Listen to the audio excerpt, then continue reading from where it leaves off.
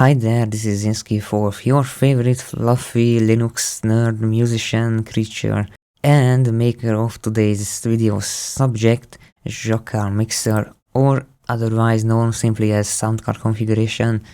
And I'm doing this video mainly because most of you probably are coming from the latest official release of AV Linux, and actually some of you were confused about what it actually does. So if you are a long-time Linux power user, you are probably familiar with ALSAMIXer, this little tool that lets you tweak all kinds of settings on your sound card without having to go through any sort of abstraction layer like Pulse Audio and friends.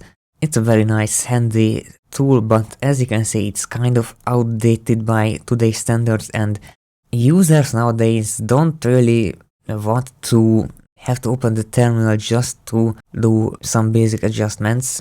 And that's what basically inspired me to come up with this idea of taking ALSAMIXer's functionality and giving it a bit more user-friendly framing. So what you can do here is basically the same thing. You can choose your sound card. You can see we have the outputs with all the volume sliders and mute buttons for each. Same for inputs, and you can see these are grouped very nicely so that so it's not just random sliders and buttons scattered all over the place. I try to make it a bit more organized in this regard. For inputs, as you can see, we have the analog direct monitoring level and also the input gain or preamp. Of course, this all depends on your sound card. And next we also have this internal sources, which is inputs that are not actually inputs like externally. These are sources coming from inside the thing, like the most typically the PCM source itself, which is the sound that is coming from the PC. But if you have some older legacy sound card, you might see things like the PC speaker or beep pass-through source, or the built-in phone modem if you have one, so things like that. And then the mixer, which are the settings that are related to the internal signal routing. In my case, this includes things like the shared input volume for the ADC and the input selection and some other miscellaneous routing features.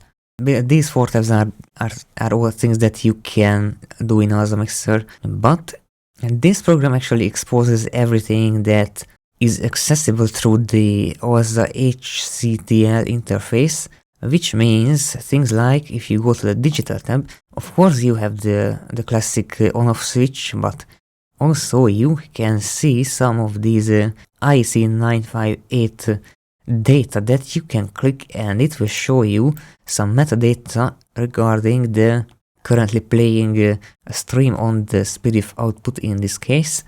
I didn't actually go too deep into what these fields actually mean. I just read the official IC958 protocol specs to actually learn how to parse the data and display it here.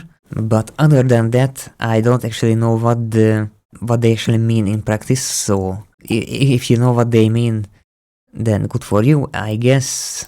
And also we have this miscellaneous tab, which for one is like everything else that did not fit into any of the other tabs. But one main thing is the jack sensors group.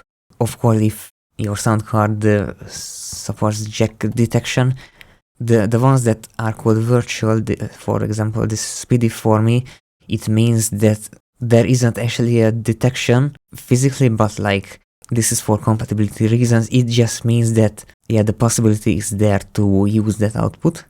And down here we have this so-called channel mapping, which again, I didn't dive deep into that much, but this basically describes how the logical channels from the operating system are mapped to the physical output on the sound card itself, something along those lines. Even if I don't know what it means, it's just nice to see.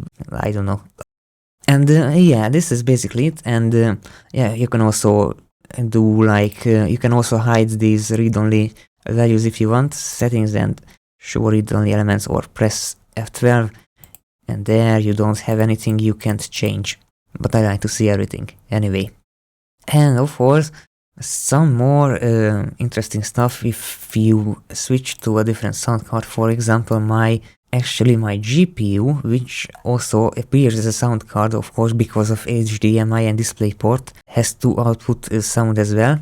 You can see the jack sensors, and these are just like virtual or like logical ports that get assigned to display devices if and only if they are actually active and they display video as well. So yeah, you don't really have that much direct control over such devices, but yeah, also channel mapping. And you can also change the channel mapping here, because for some reason for this card it's actually a writable value. So again, I don't know how this works, but this is exactly how the ALSA HCTL API exposes these values. So washing my hands. And there are actually also sound cards that have additional properties that ALSA actually does expose, but ALSAMIXER doesn't. So for example, my M-Audio R1926, you can see, for example, this sound card exposes this clock validity indicator here that you cannot really see in any other Linux application that I have seen, and channel mapping of course. And again, depending on your sound card, you might see some custom card specific things. And also one more neat feature in this application, I think. Yeah, some of you mentioned that it would be good to have the option to save the state of the controls at any time. So yeah, you can do it by clicking this. And of course, you need to type your password because this is a root, this needs root permissions to do.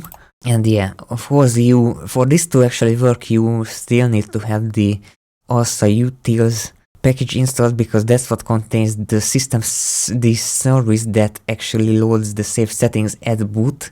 But yeah, if you have that, you can just save it from here. And that's basically it about, yeah, nice, nothing interesting here.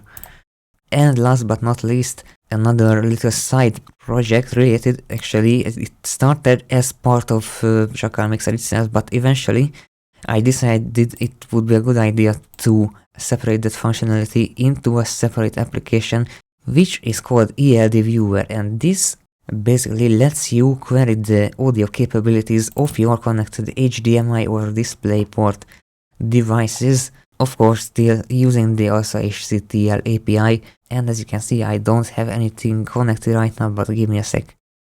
And here we go, we can see I connected my little TV thingy. You can see some data about the device and a nice table describing what kind of audio formats the device can accept.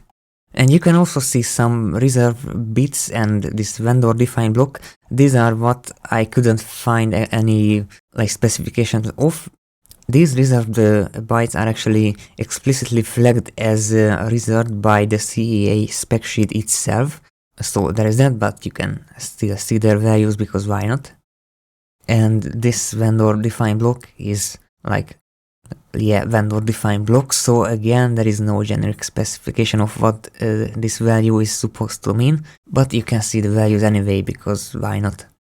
So yeah, this would be my little project.